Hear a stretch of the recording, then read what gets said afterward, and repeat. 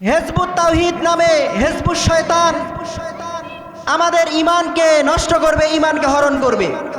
এজন্য এখনই সময় আমাদেরকে এরকম সহি আকীদা, ইসলামের সহি বিশ্বাসগুলো আমাদের জেনে রাখা দরকার। আমরা সহি ইসলাম, সহি আকীদা কাদের থেকে জানবো?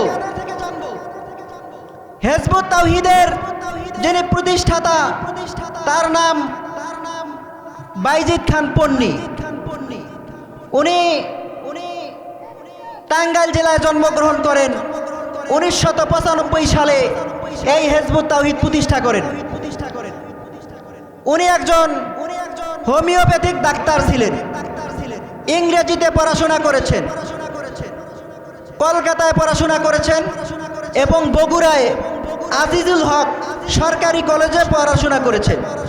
সে ব্যক্তি কিছুদিন পরে যদি বলে যে আমি আসলে এই কোরআন খুব ভালো বুঝি, কোরআনের তাফসির ভালো বুঝি, এই 1400 বছর থেকে যে ইসলাম আসছে এই ইসলাম বিকৃত, উলামায়ে কেরাম যে ইসলামের কথা বলছে এটা সঠিক ইসলাম না, সঠিক ইসলাম কোনটা? বাইজিদ খান পন্নী যেটা বলে। এখন আমরা বাইজিদ খানের লিখিত বইয়ের মধ্যে উনি ওনার পরিচয় কি দিচ্ছেন? একটি বই, এটা তাদের লেখা, আল্লাহর মুজেজা হেজবুত তাওহীদের বিজয় ঘোষণা। বইটা সবাই দেখেন। বইটা কার লেখা? হেজবুত তাওহীদের লেখা। ওদের তাওহীদ প্রকাশনী। প্রকাশনী কি? তাওহীদ প্রকাশনী। সেখানে হেজবুত তাওহীদের প্রতিষ্ঠাতা বাইজিদ খান পন্নী নিজের পরিচয় দিচ্ছেন। আমি কে? আমার পরিচয় কি? তিনি বলেন, আমি আন্ডারলাইন করে রেখেছি, আপনারা সবাই দেখতে পারবেন, আমি প্রকৃত ইসলাম বুঝেছি, কিন্তু ব্রেন বলে না, তুমি তো নিরক্ষর। আসলেই নিরক্ষর। কি রকম নিরক্ষর আমি বুঝিয়ে দেই।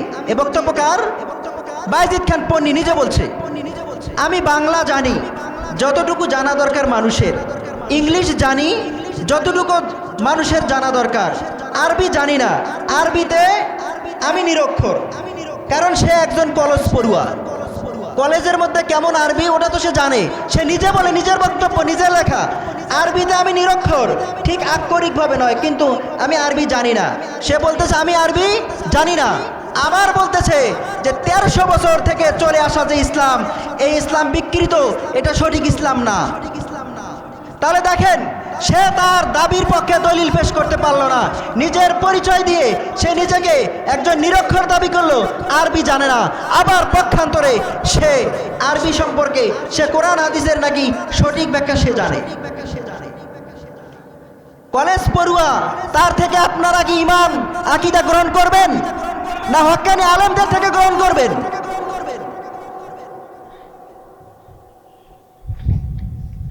সে বলে কোরআন সম্পর্কে তার অপব্যাখ্যা, ওর নিজস্ব লিখিত বই 66 পৃষ্ঠায়, এমনকি এই গুরুত্বপূর্ণ কথাটা বইয়ের কভার পৃষ্ঠাও সে দিয়েছে।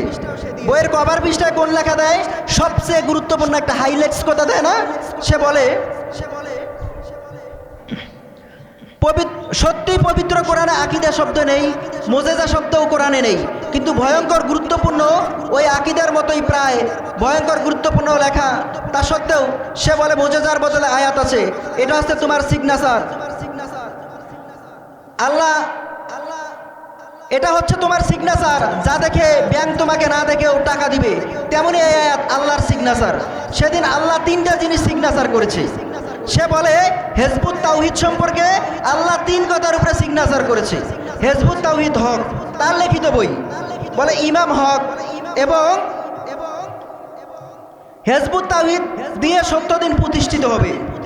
এটা নাকি আল্লাহ সিগনেচার করে দিছে তাকে, যে হেজবুত তাওহীদ হক, ইমাম হক, হেজবুত তাওহীদ দিয়ে 70 দিন প্রতিষ্ঠিত হবে।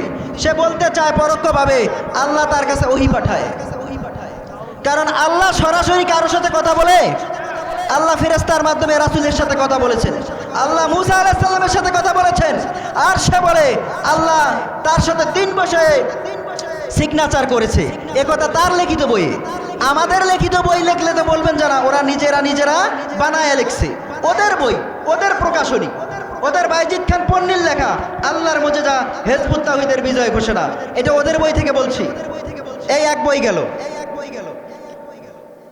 ওদের আরেকটি বই বর্তমান হিজবুত তাওহীদের ইমাম বলে ইমামুজ্জামান হুসাইন আহমদ সেলিম, ওর লেখা বই পাশ্চাত্যের মানসিক দাসত্ব দূরীকরণে গণমাধ্যমের করণীয়, ওদের লেখা বই, ওদের প্রকাশনী তাওহীদ প্রকাশনী, আমাদের লিখিত বই না, আমাদের ব্যাখ্যা না, ওদের ব্যাখ্যা।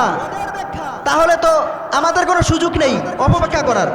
ওদের লিখিত বই, ওদের প্রকাশনী থেকে ছাপানো, ওদের আকীদা আমরা প্রচার করি। আসলে আমরা সত্যটা প্রকাশ করি। সাধারণ মানুষ তো এইভাবে লাইনে লাইনে পড়বে না, তারা কি এইভাবে আন্ডারলাইন করবে? সে বলে পর্দা সম্পর্কে তাদের ইমামের লেখা, নারীকে এক শ্রেণীর ধর্ম ব্যবসায়ীরা ধর্মের দোয়াই দিয়ে পর্দার অজুহাতে, তাদের সম্মান ও সম্ভ্রম রক্ষার অজুহাতে মিথ্যা ফতোয়ার বেড়াজালে বন্দি করে আপাতমস্তক কাপড়ে আবৃত কিম্ভূত কিমাকার অবালা প্রাণীতে পরিণত করেছে। যারা হক্কানি আলেম ওলামা মহিলাদেরকে বোরকা পরা, হিজাব পরা, এই পর্দার কথা বলে, এটা কোরআনের একটি স্বতঃসিদ্ধ হুকুম, শরীয়তের হুকুম, পর্দার হুকুম। আর সে বলে ওলামে কেরাম নাকি তাদেরকে অবালা পশু প্রাণীরতে পরিণত করে দিয়েছে এই পর্দার মাধ্যমে। তাদের লেখা বই, এখনো কেউ নাউজিল্লাহ বলতেছেন না।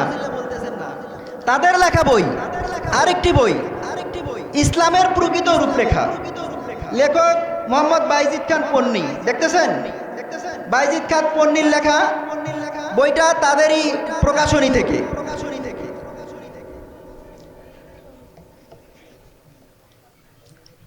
তার বক্তব্য আমি নোট করে রেখেছি, এই জাতি এখন আল্লাহর লানতের ও গজবের বস্তু। এর অবস্থা এখন অতীতের অভিষিপ্ত ইহুদি জাতির চেয়ে নিকৃষ্ট। তারা বলে আমরা বর্তমানে যে মুসলমান জাতি আছি, আমাদের অবস্থা ইহুদি খ্রিস্টানদের থেকেও নিকৃষ্ট। আল্লাহ নাকি আমাদের উপরে লানত এবং অভিশাপ দিয়েছেন। তাহলে প্রকৃত শুধু হিজবুত তাওহীদের যারা অনুসারী, তারাই একমাত্র সঠিকের ওপরে আছে। তাদের দৃষ্টিতে আমরা যারা মুসলমান হিসেবে দাবি করি, আমরা কাফের মুশরিক থেকেও, ইহুদি নাসারা থেকেও নিকৃষ্ট, একমাত্র ওরাই হকের উপরে আছে। ওরা আমাদেরকে মুসলমান মনে করে না, তাদের দৃষ্টিতে আমরা কাফের, নাউজুবিল্লাহ। এভাবে তারা বলে হিন্দু, বৌদ্ধ, খ্রিস্টান যে কোনো ধর্ম পালন করলেই সে জান্নাত পাবে, নাজাত পাবে, ইসলাম পালনের দরকার নাই, শুধুমাত্র ইসলাম পালনের দরকার নাই, নাউজুবিল্লাহ। অথচ আল্লাহ তাআলা কুরআনুল কারীমে বলেন ইন্নাদ-দীনা ইনদাল্লাহিল ইসলাম, নিশ্চয়ই ইসলামই একমাত্র মনোনীত ধর্ম। ইসলাম ব্যতীত অন্য কোনো মতবাদ, দর্শন, অন্য কোনো ধর্ম কেউ যদি পালন করে, এ সম্পর্কে আল্লাহ বলেন ওয়ামাই ইয়াবতাগি গায়রাল ইসলামা দীনান ফালা ইউকবালা মিন ওয়া হুয়া ফিল আখিরাতি মিনাল খাসিরিন। যে ব্যক্তি ইসলাম ব্যতীত অন্য কোনো মতবাদকে, দর্শনকে, ধর্মকে দিন হিসাবে গ্রহণ করলো, আল্লাহ তাআলার কাছে এটা কখনোই গ্রহণযোগ্য হবে না, আখিরাতে সে ক্ষতিগ্রস্ত হবে। এত কিছু ভণ্ডামির পরেও তারা কিভাবে আমাদের সমাজে তাদের দাওয়াত আমাদের কাছে পৌঁছায়? এই তথাকথিত হিজবুত তাওহীদ মূলত হিজবুত শয়তান, তারা আমাদের কাছে তাদের চিন্তা চেতনা আমাদের কাছে কিভাবে প্রচার করে? এক ফোঁটা ঈমান থাকতে এই মুসলমান জাতি কখনো তাদের এই অপব্যাখ্যা গ্রহণ করবে না। কি বলেন? এখন একটা প্রশ্নের উত্তর দেই, সেটা হলে এত কিছুর পরও তাহলে মানুষ কেন গ্রহণ করে? তারপরও তাদের অপব্যাখ্যা কেন মানুষ গ্রহণ করে? এই প্রশ্নের উত্তর হচ্ছে তারা সাধারণ মানুষকে, শরণমলা মুসলমানকে বলে যে বর্তমান যারা আলেম ওলামা আছে এরা হচ্ছে ধর্ম ব্যবসায়ী, এরা ইমামতি করে টাকা নেয়, মাদ্রাসা পড়ায় টাকা নেয়, এদের কথা কখনো শুনবেন না। এইটা একটা তারা বলে দেয়, এই ধর্ম ব্যবসায়ী নাম বলে। এখন ওদের আকীদা, তাদের আকীদা যে ভুল, এইটার শুদ্ধ আকীদা কি? এটা কোথায় পাবে? ইমাম সাহেবের কাছে পাবে, উলামায়ে কেরামের কাছে পাবে। ওই উলামায়ে কেরামের কাছে যাতে না যায়, রাস্তা আগেই বন্ধ করে দেয়, বলে এই হুজুররা তো ধর্ম ব্যবসায়ী, আলেম তো ধর্ম ব্যবসায়ী, তার কাছে যাওয়াই যাবে না। গেলেই তো সঠিক ইসলাম সে বুঝে যাবে। তাদের বাটপারি, তাদের ধান্দাবাজি প্রকাশ হয়ে যাবে। এজন্য তারা বলে আলেম ওলামা এরা ধর্ম ব্যবসায়ী। মূলত তারাই ধর্ম ব্যবসায়ী, যারা স্কুলে পড়ে, যারা আজিজুল হক কলেজে পড়ে, কলকাতায় পড়ে, নিজেদেরকে কোরআনের ভাষ্যকর দাবি করে, তারাই মূলত ধর্ম ব্যবসায়ী। যারা কোরআন বুঝে, মাদ্রাসায় পড়ে, কোরআন হাদিস জানে, তারা ধর্মের ব্যবসায়ী করবে। তারা সঠিক ইসলাম পালন করবে, সঠিক ইসলামের তারা রাহবারি করবে, প্রচার প্রসার করবে। কিন্তু একজন হোমিওপ্যাথিক ডাক্তার যখন ইসলামের ভাষ্যকর, সে যখন ইসলাম নিয়ে ওকালতি করে, মূলত সেই একজন ধর্ম ব্যবসায়ী। আপনারা হুসাইন মোহাম্মদ সেলিমকে তার চেহারাটা দেখেন নাই? মুখে দাঁড়িয়ে আছে, হ্যাঁ, চেহারাটা দেখলে আলেমের মতো লাগে। তা সে যদি ইসলামের প্রকৃত ইসলাম, সে যদি ইমাম হয়, তাহলে ইসলামের কি অবস্থা হবে? 12টা বাজবে কিনা? তাহলে মূলত ধর্ম ব্যবসায়ীকে এই যে বর্তমান হেজবুত তাওহীদের যে ইমাম, সে পড়ালেখা করেছে কোথায়? জগন্নাথ বিশ্ববিদ্যালয়ে। জগন্নাথ বিশ্ববিদ্যালয় কি মুফাসসির হওয়ার জায়গা, মুহাদ্দিস হওয়ার জায়গা, ফকি হওয়ার জায়গা, আলেম হওয়ার জায়গা?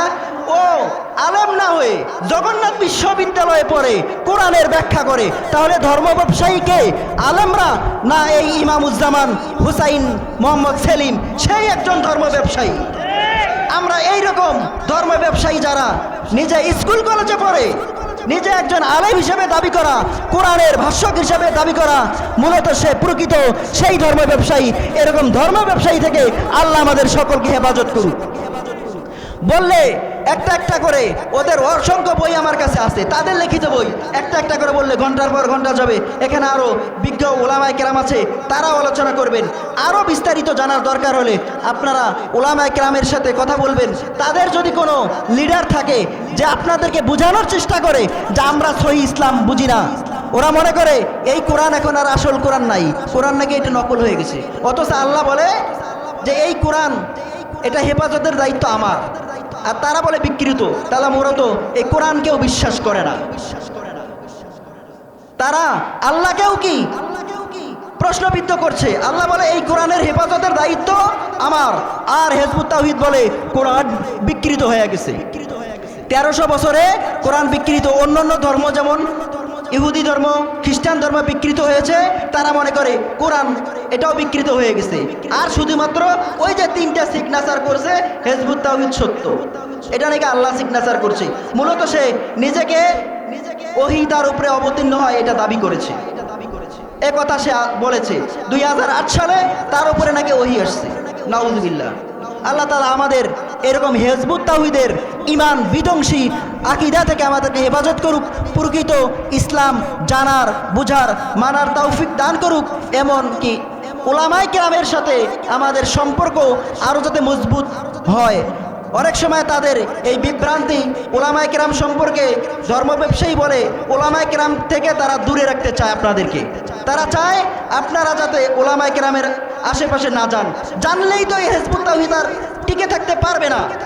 এজন্য তাদের এই অপব্যাখ্যা। আল্লাহ তাআলা আমাদের সকলকে সহিহ বুঝ দান করুক। আমিন। ওয়া আখিরু দাওয়ানা আনিল হামদুলিল্লাহি রাব্বিল আলামিন।